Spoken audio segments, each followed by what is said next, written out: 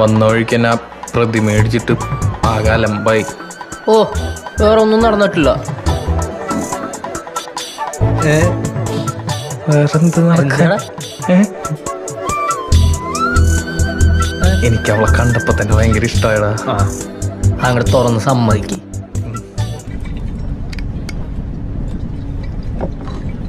എന്തേ?